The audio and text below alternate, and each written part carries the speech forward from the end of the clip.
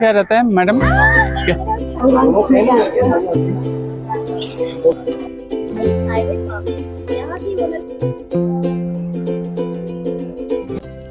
নমস্কার, কেমন আছেন আপনারা সবাই?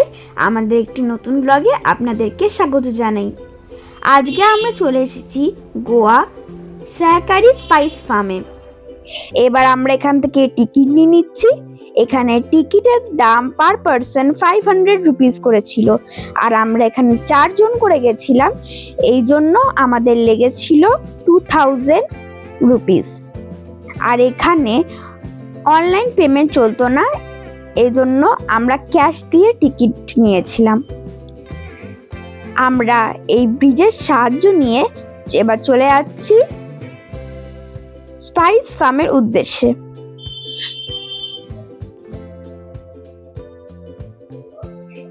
এখানে সুন্দর একটি জলাশয়,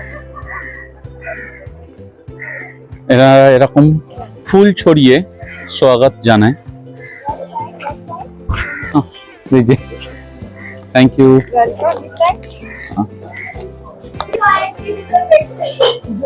আর এটা হচ্ছে সিটিং এরিয়া, যেখানে আপনাদেরকে লেমন গ্রাস টি দেওয়া হয়।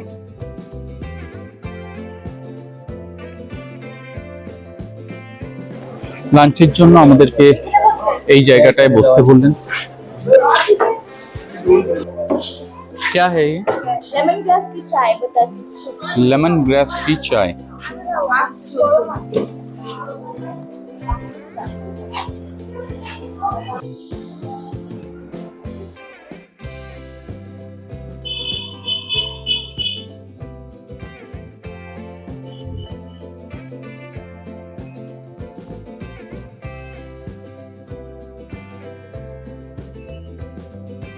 এই যে আমরা চলে যাচ্ছি।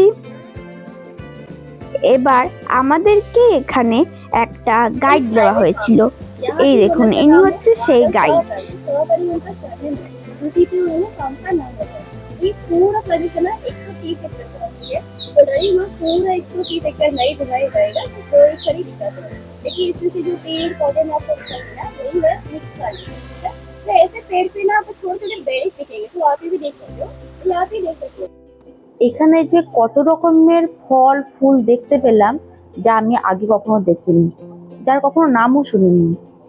এত সুন্দর জিনিস যা আমাদের শরীরের পক্ষে কতটা দরকারি, সেগুলো এখানে এসে জানতে পারলাম। तो यहाँ पे जो उसकी झाल दिख रहे हो वो दालचीनी है। तो दालचीनी और तेजपत्ता एक ही पेड़ से मिलते हैं, लेकिन दोनों का अलग स्मेल आता है। लेकिन आपको अभी स्मेल नहीं आया होगा, क्योंकि वो ओरिजिनल है नहीं। तो ओरिजिनल ना वेस्ट बंगाल में मिलता है, वहाँ पे सिर्फ उसके पत्ते यूज करते हैं। अब वेस्ट बंगाल से हो, हम लोग सब जानते हो, ठीक है। तो जिसकी धार है ना, उसको रेडी होने के लिए 7-8 साल लगता है। उसके बाद उस पेड़ को कट करके जो उसकी स्किन है उसको निकाल के धूप में ड्राई किया जाता है, जो अपने आप ब्राउन शेप में बदलती है।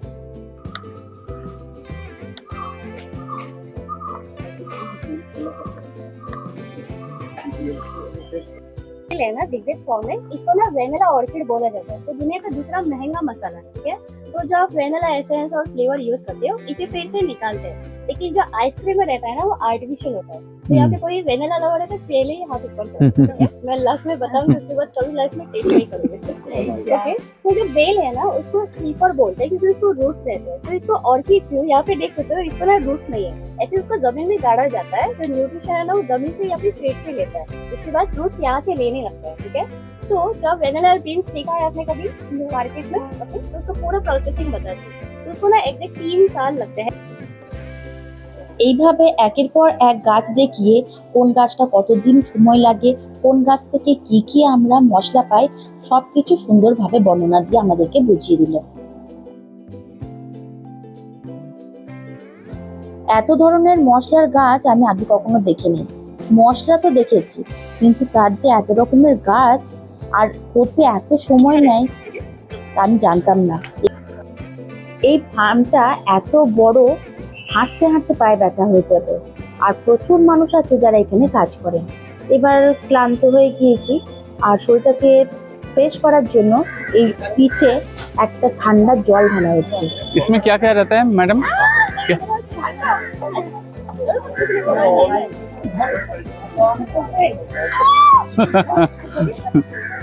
এবার আমরা চলে এলাম লাঞ্চের জায়গায়। আমাদের টিকিটের সাথেই এই খাওয়া দাওয়াটা ইনক্লুড ছিল।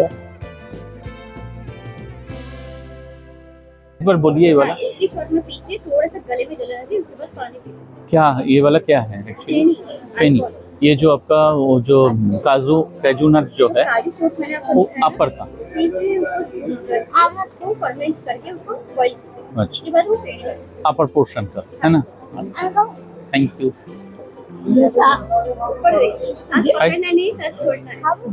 এটা ফেনি একটা খুব প্রসিদ্ধ देखो पानी ড্রিঙ্কস বলা যায় এটা।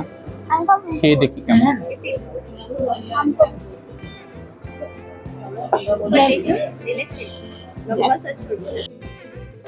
ফেনি খাবার পর আমরা চলে এলাম খাবার নিতে। প্রথমে ছিল, এটা ছিল স্যালাড, মানে বাঁধাকপি ছিল, টমেটো ছিল এইসব।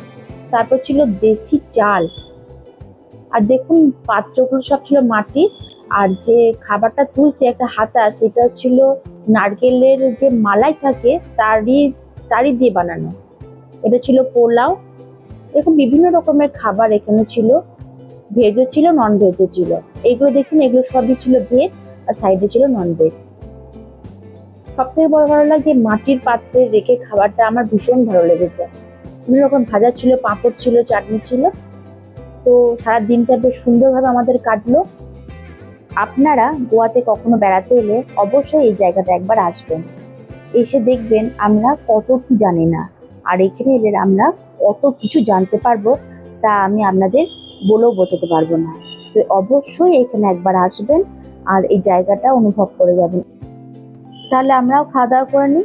ব্লগটা তাহলে আজকে এখানেই শেষ করছি। ভালো থাকবেন, সুস্থ থাকবেন, আর ভালো লাগলে ভিডিওটা লাইক করে দেবেন।